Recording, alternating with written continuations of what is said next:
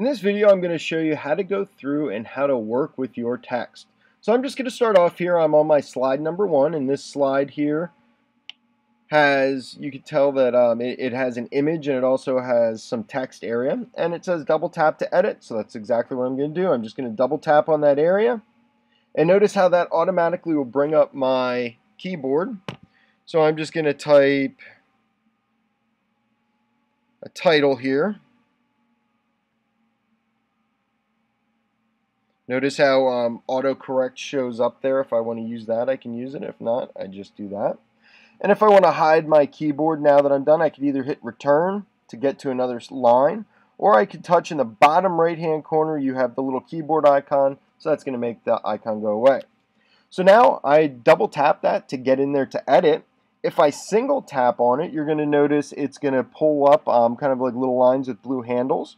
I could touch that handle and I could drag that handle in to resize it or to make it bigger. I could also take my finger and touch that so I can move that text wherever I want it.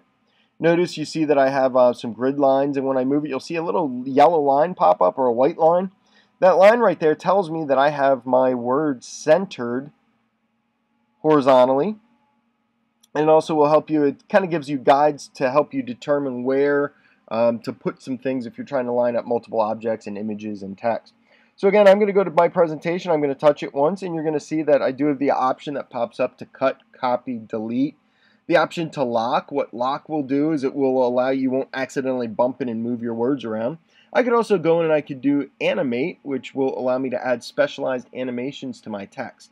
We're going to talk about that part in a separate video, but I just want to show you that right here is a place where you can access that. So in the earlier video, I showed you that you have that context-specific formatting tool. Because I have my text selected here, now if I go up to the top corner here where that paintbrush is, if I touch on that, that is my format tool. From here, I could go in and I could kind of change a little bit of how my text looks. If I want to put my text in a text box, I could touch that and you'll get a live preview of what that's going to look like. If I select this one here, it puts it in a gray area. I'm just going to go back to the default where it doesn't have a box. I could go into style options and I can change some of the colors. So this will change some of the colors of my theme.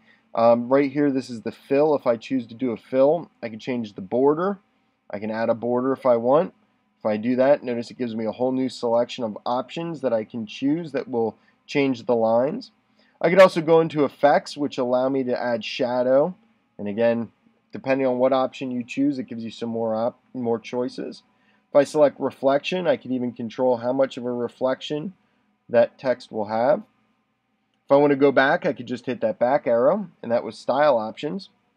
If I go under text, I could change my font size. I can make it bold, italics, underline. I could do a strike through if I want to do that. I'm just going to undo those. I could change the style, make it left justified, centered, right. I could go in and I could change it. Like right now it's a title, so that's usually in a special title formatting. I could do title small, which makes it a little bit smaller. I could go in with subtitle, body, body small.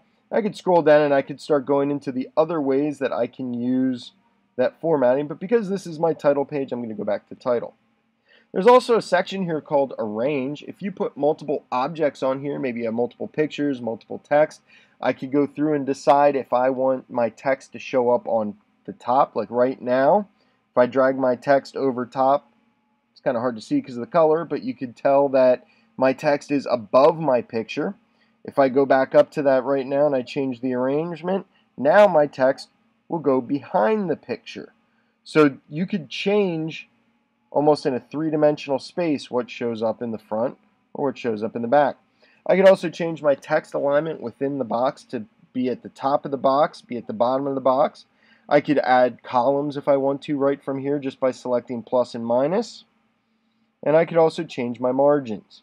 Again, I have the option to lock it so that I don't accidentally make any other changes. So that is the basics of how you could get in and work with your text.